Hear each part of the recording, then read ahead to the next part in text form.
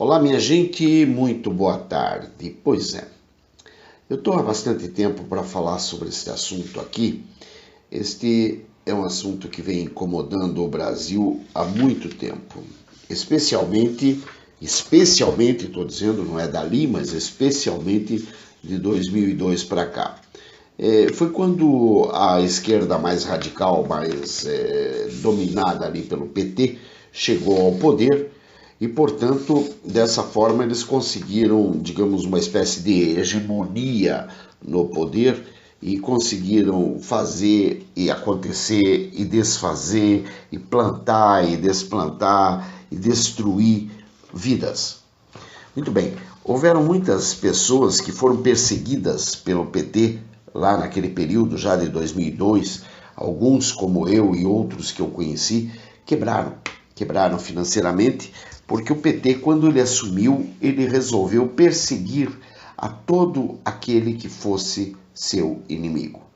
Era importante que fossem destruídos para que não pudessem levantar e não pudessem mais tarde fazer frente ao partido. E eu quebrei financeiramente, perdi o que tinha, e isso em 2005, e de lá para cá foi um Deus nos acuda. Bom, aparentemente essa coisa horrorosa, essa hidra, essa cobra, ela precisa que seja esmagada a cabeça. E infelizmente não conseguimos ainda. O trabalho parece ser bem árduo, uma vez que nós vemos homens com a verve, a potência, a capacidade de Heleno, Vilas Boas, Jair Bolsonaro, o Sérgio Moro e inúmeros outros que estão na luta, o Gebran Neto, o Bretas, e inúmeros homens que estão na luta e estão numa luta por uma causa melhor. Porém, nós vemos que não conseguimos, porque eles se multiplicam. Eles são como aquela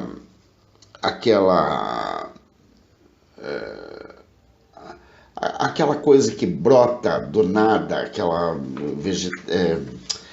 criatura que nasce do meio da água suja, do meio, enfim. Bom, eu trago aqui para vocês uma ideia porque eu vi que o Lula foi preso e inúmeros outros foram presos, o Vacari, inclusive, já está sendo solto, o Palocci já está também de tornozeleira. Não que o Palocci não possa, afinal de contas, está negociando uma delação premiada. A delação, o que é? A delação nada mais é do que um meio de clarear alguns pontos que a polícia não conseguirá de forma alguma, refazer o caminho sem a ajuda de um dos criminosos, e um dos criminosos que realmente saiba o que foi que aconteceu. E nada melhor do que um homem como o Palocci, porque o Palocci ele esteve inclusive frente ao Ministério da Economia, quer dizer, um homem que realmente sabia de onde saía, para onde ia o dinheiro, enfim, ele cuidou do dinheiro. E cuidou do dinheiro para o PT, né, para a esquerda, para ele inclusive, porque o Palocci era um homem que também abusava, tinha suas orgias, chegou ao cúmulo de ter banheira com champanhe francês para poder tomar banho na champanhe francesa, isso tudo às custas do erário, né? Ou seja, às custas do povo. Imaginem vocês encher uma banheira com champanhe francês, quer dizer, você tem que ter dinheiro, né? Porque não é qualquer milhãozinho que você vai pegar e você vai encher a banheira de champanhe francês, porque na próxima 2, 3 banheiras que você encher, arrisca você já ficar duro. Então, quer dizer, ele tinha dinheiro sobrando, porque ele sabia de onde vinha e como ele podia obter cada vez mais. Bom, eu trouxe um texto que eu escrevi lá no mês de agosto, dia 17 de agosto, e eu gostaria de trazer ao conhecimento de vocês. Isto complementa a ideia pela qual os terraplanistas insistem em afirmar que seu credo está ganhando mais adeptos ao redor do globo. E é exatamente isso que está acontecendo. O PT não roubou sozinho.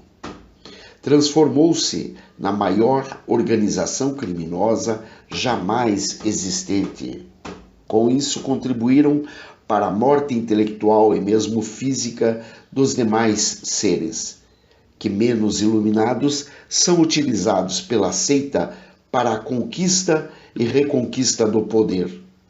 Tudo o que se vê em redor fede, cheira podre, mas as moscas continuam zumbindo em volta. Veja bem, essa é uma pequena descrição do que seja o Partido dos Trabalhadores. Ele é como se fosse uma espécie de uma doença e ele infecta especialmente os menos favorecidos, as pessoas menos preparadas intelectualmente. Então, ao serem infectadas, elas começam a julgar que aquilo que o partido fala é real. Por quê? Porque o partido acaba dizendo que eles são coitadinhos, que eles não precisam trabalhar, porque o governo vai dar Bolsa Família, eles não precisam trabalhar porque o governo vai fazer isso, vai fazer aquilo outro. Só que o governo não explica para eles que aquele dinheiro tem que sair de algum lugar e, consequentemente, vai sair normalmente do bolso de alguém, porque o governo em si não produz absolutamente nada. O que o governo faz é usufruir da produção de outros. Ou seja, enquanto houver alguém trabalhando, o governo subsiste. A partir do momento que cesse a produção, a escala produtiva, simplesmente acaba o governo. Né? Ou, quando muito, vai virar uma bagunça só, até porque, mas daí o próprio governo não pode explorar o diamante, o ouro, o nióbio e etc. Sim, ele pode explorar o ouro, o nióbio e tal, e ele deveria fazer isso em prol de toda a população. Né? Mas ele vai fazer isso em prol do quê? Em prol de um grupo, mas não é o grupo que ele diz que é coitadinho, é em prol do grupo que manda no poder, ou seja, uma meia dúzia de gato pingado que vai comer carne, enquanto você, quando muito, sentirá o cheiro da carne. Bom, para aqueles que ainda estão com essa cantilena e endeusando o apedeuta, nós vimos a figura não menos caricata e não menos podre do Cid Gomes, que é irmão do Ciro Gomes, lá do Ceará, e que trata-se de uma família de coronéis, né? Uma família que realmente bota para quebrar lá no seu estado. Ou seja, eles não são diferentes do apedeuta. E tanto não são diferentes do apedeuta que, enquanto o apedeuta estava no governo, estes Cid Gomes, Ciro Gomes, também estavam comendo e jantando na mesa do rei, juntamente com o apedeuta e puxando o saco do apedeuta, né? Tanto o Cid Gomes quanto o Ciro Gomes. O Cid Gomes saiu um dia desse e falou: o Lula está preso, babaca. Só que a seita não percebeu que ele não está preso por seus dotes culinários, senão pela sua gula de poder, e no caso do apedeuta, é a gula pelo dinheiro. E eu aproveito para apresentar um texto magnífico do Marco Frenetti, que ilustra muito bem as causas, ou a causa. Chama-se As Asas do Cinismo. Diz assim o Marco Frenetti: a fé esquerdista é indestrutível, pois assenta-se em um inacreditável cinismo.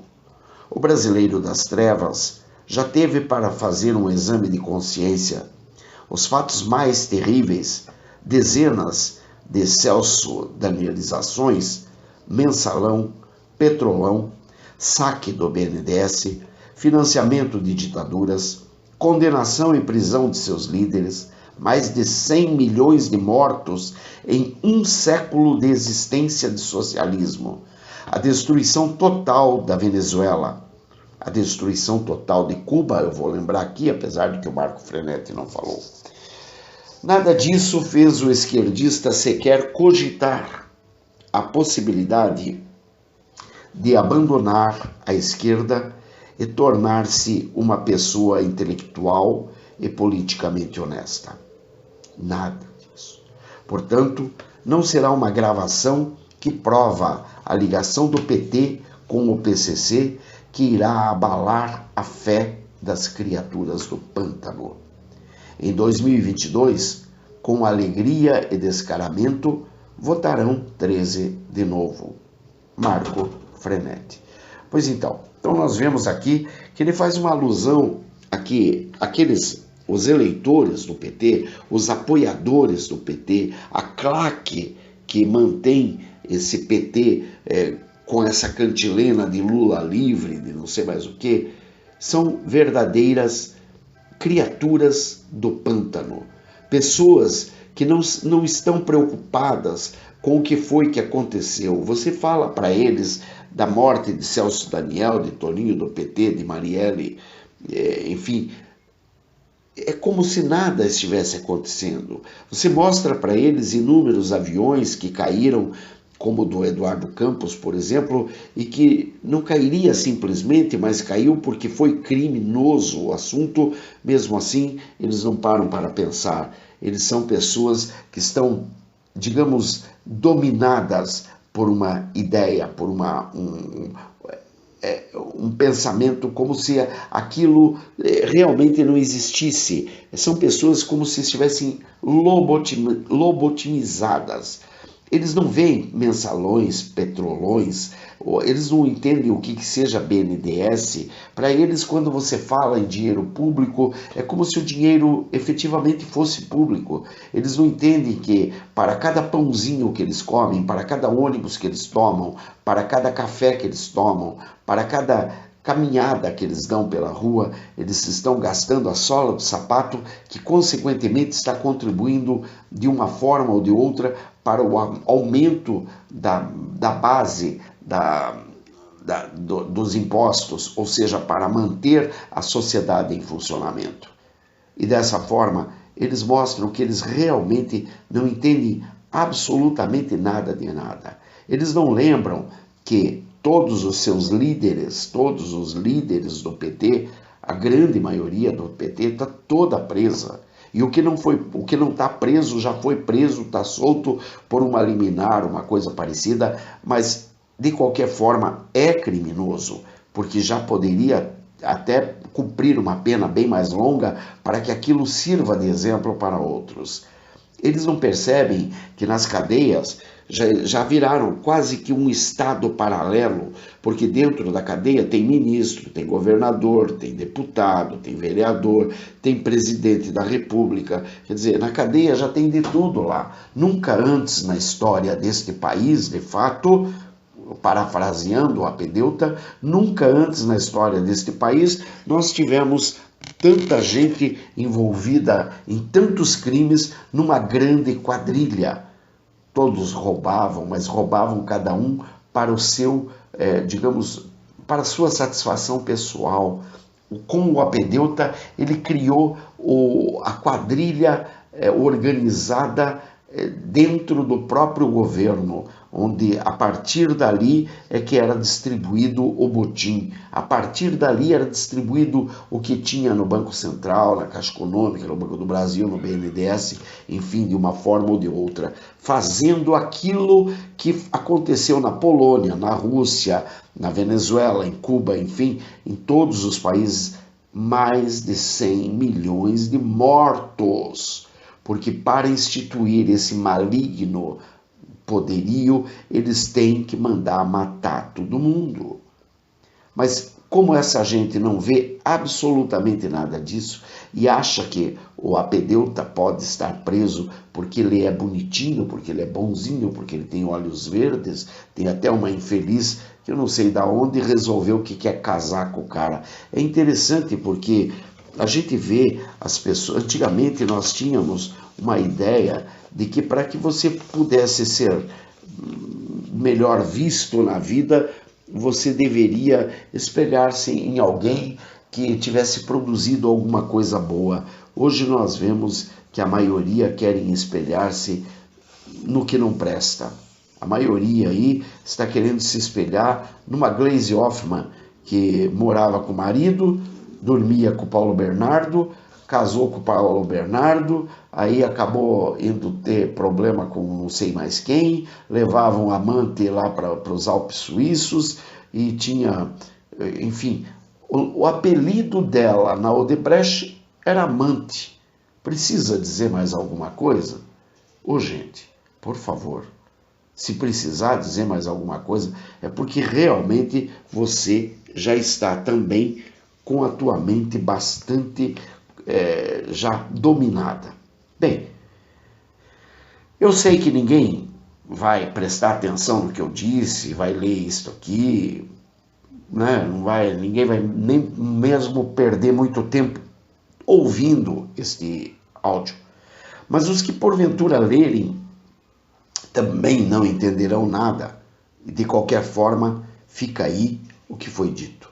Como pérolas aos porcos, que se revolvem em suas pocilgas. É claro que esta frase aqui, ela está colocada aqui, foi escrita por mim, e ela está colocada aqui especialmente aos esquerdopatas. É claro que ela não está colocada aqui para você, meu amigo, meu irmão, que sempre me ouve e que sabe, que pensa como eu e que tem a mente aberta. Essa frase está colocada aqui para os que se assemelham aos porcos, porque muito do que eu estou dizendo eles não entenderão. E ainda vão me xingar e vão querer me agredir, enfim, mas tudo bem. Bom, neste ponto, como a sair das profundezas das trevas, aparece a ilustre senhora que vem querer confirmar minhas últimas palavras do texto inicial. E uma senhora de nome Maria Alice diz: mas cadê o Queiroz, hein? Quem mandou matar Marielle?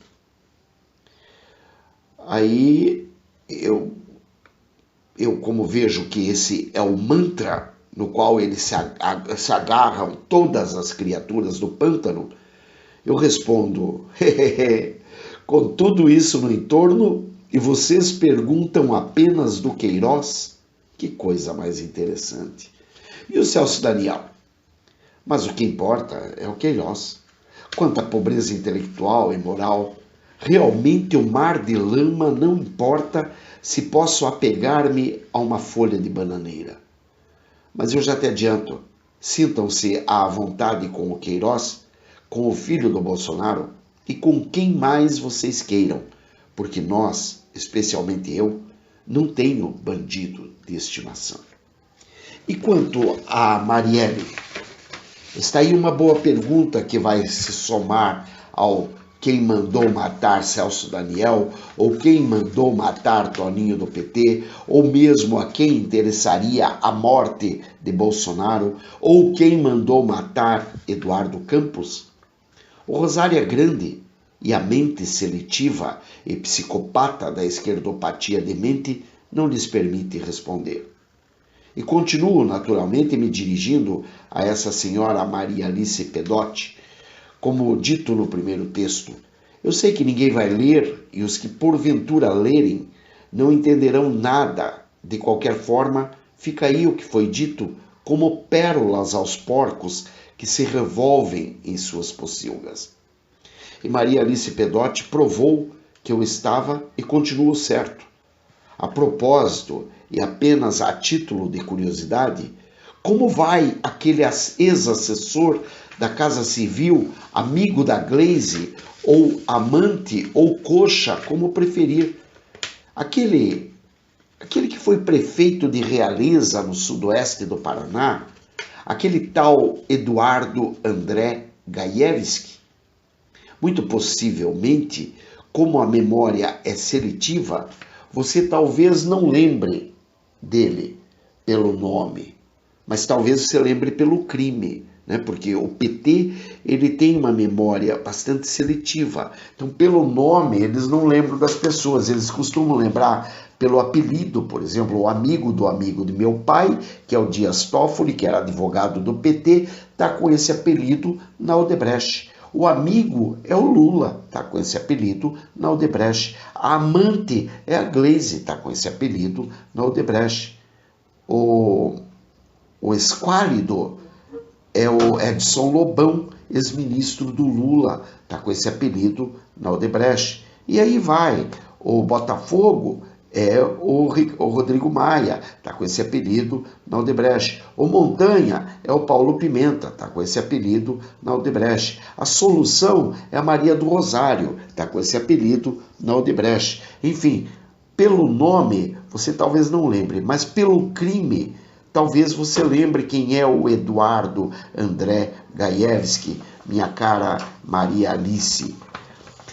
O Gajewski é aquele pedófilo petralha que acabou preso por mais de 100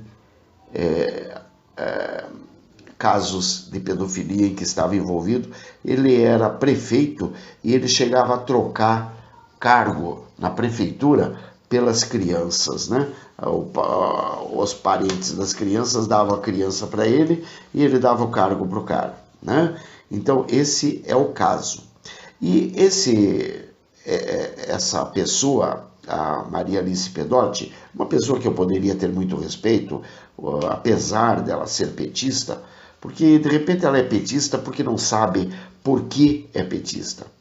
Mas eu trouxe esse caso porque eu achei muito interessante eu ter postado algo na página da Ana Terra. Diz assim a página dela, Ana Terra, PT e a Defensoria das Causas, né? Um título bonito que ela tem lá. E daí essa Maria Alice Pedotti, ela resolveu vir porque o meu texto chamou tanto a atenção que ela resolveu não ficar quieta e veio e me perguntou, cadê o Queiroz? Quer dizer, com tanta coisa para explicar, eles vão vir perguntar a mim, cadê o Queiroz? Eu repito, Maria Alice, Ana Terra, ou qualquer um de vocês do PT, peguem o Queiroz, façam o que bem entenderem com ele, isso é um problema de vocês. Aliás, a característica de vocês é justamente fazer o que bem entende com as pessoas. Veja-se o caso do Celso Daniel. Celso Daniel, ele foi morto de uma forma muito absurda, né? E não foi morto porque ele era bonzinho, não. Ele foi morto porque ele sabia demais e ele resolveu entregar porque ele descobriu que havia desvio do dinheiro que eles roubavam, que era para o partido, e alguém estava desviando para fins pessoais. E aí o Gilberto Carvalho, Lula da Silva, Palocci e uma turma ali entraram no circuito e acabaram dando conta do Celso Daniel. O PT, aliás, ele tem uma maneira bastante interessante de trabalhar. Quando Eduardo Campos estava perto de vencer a eleição, o aviãozinho dele resolveu cair.